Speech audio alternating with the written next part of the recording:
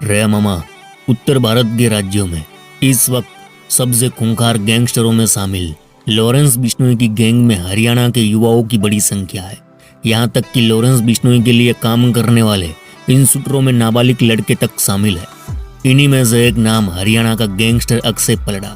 सोनीपत जिले के पलड़ा गांव में जन्मे अक्षय पलड़ा जब पहली हत्या के आरोप में गिरफ्तार हुआ तो उसकी उम्र महज 15 साल थी। एक बार उसके मुंह खून लग गया तो फिर उसने अंडरवर्ल्ड में लाशों के ढेर लगा दिए। उत्तर भारत के अपराध जगत में बड़े से बड़ा माफिया इस खूंखार शार्प शूटर कम गैंगस्टर के अपराध करने के तौर तरीकों से भयभीत हो जाता है। ये वो गैंगस्टर है जो भरे अदालत में घुसकर गोलियां मारता है, बंदूक को रानी की तरह पालता है और दौलत को मासूका बनाकर रखता है। अकेले हरियाणा में गुंडा टैक्स वसूल कर इसने 5 करोड़ की प्रॉपर्टी बना ली थी।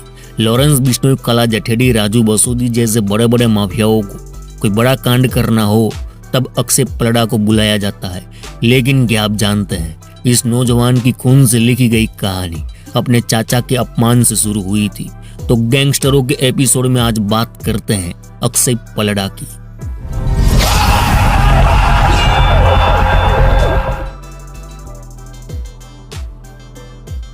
केम छो मजामा? अरे मामा, हरियाणा के सोनीपत के गांव पलड़ा में एक साधारण से परिवार में जन्मे अक्षय पलड़ा को बचपन से ही पहलवानी का शौक था। वह अखाड़ों में घंटों पसीना बहाता, जिस कारण लोग उसे अक्षय पहलवान कहते थे। नाबालिग अवस्था में उसे पहलवान कहा जाने लगा तो वह बड़ा खुश होता। बताया जाता है जब वह 10वीं में था तब स्कूल में लड़ाई झगड़ों में वो सबसे आगे रहता, जिस कारण स्कूल में उसके जैसे छात्रों का उसने ग्रुप बना लिया और ये बन गया उन सब का बॉस।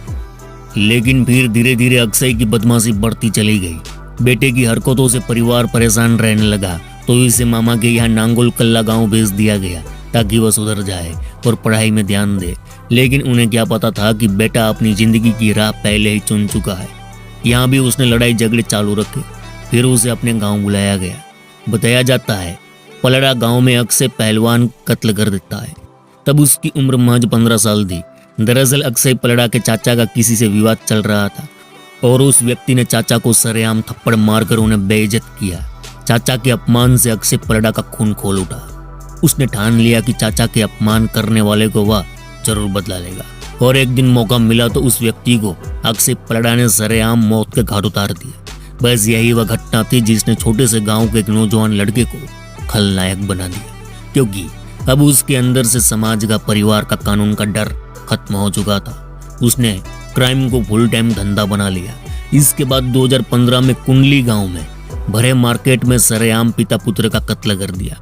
लोग बताते हैं कि अक्षय पलड़ा का खौफ इतना था कि सोनीपत यूपी बॉर्डर पर स्थित गांवों के लोग जो पशुओं को यूपी में सप्लाई करते थे, उनसे वह प्रति पशु 500 रुपया गुंडा टैक्स वसूलता था। बताया जाता है उस समय अक्षय पलड़ा बिल्डर कारोबारियों से 5 करोड़ से अधिक की फिरौती वसूल चुका था। अक्षय पहलवान को करीब से जानने वाले बताते हैं कि अपराध की दुनिया में आने के बाद अक्षय पलड़ा ने सबसे पहले हरियाणा के नामी गैंगस्टर राजू बसोदी का गैंग ज्वाइन किया था। उसके साथ मिलकर अक्षय पलड़ा ने 3 हत्याओं को अंजाम दिया।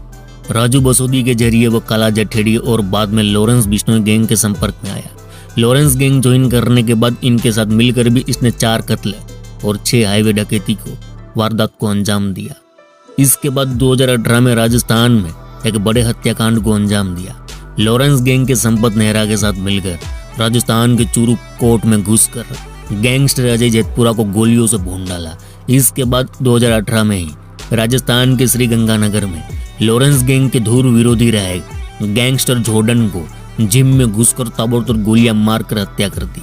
बताया जाता है जॉर्डन को 17 से 18 गोलियां मारी गई थी। इस केस में उसे पकड़ा गया, लेकिन नाबालिग होने के कारण 18 महीने बाद जमानत पर छूट गया। जेल से छूटने के बाद वह फिर से प्रदेश में आतंक मचाने लगा तो पुलिस फिर से एक्टिव हो गई। उसकी तलाश शुरू हो गई। तभी रोपड़ के तत्कालीन एसएसपी स्वप्न शर्मा को मुखबिरी मिली कि अक्षय पलड़ा नुपुर बेदी के गांव डहा में पिंदरी के घर पर हथियार लेने आने वाला है, जो सोनीपत में किसी को मारने की प्लानिंग बना रहा है। तो पुलिस काफिला पिंदरी के घर के आसपास मुस्तैद हो गया। जैसे ही वह हथियार लेने पहुंचा, पुलिस ने उसे सरेंडर करने को कहा, लेकिन उसने पुलिस पर गोलियां चलाते हुए खेत की ओर भागने की कोशिश की। लेकिन बड़ी मशक्कत के बाद उसे दबोच लिया गया, जो आज जेल में बंद है और सजा काट रहा है। तो मामा ये थी कहानी। चलो इस गुज्जू भाई का राम राम, मिलते हैं फिर।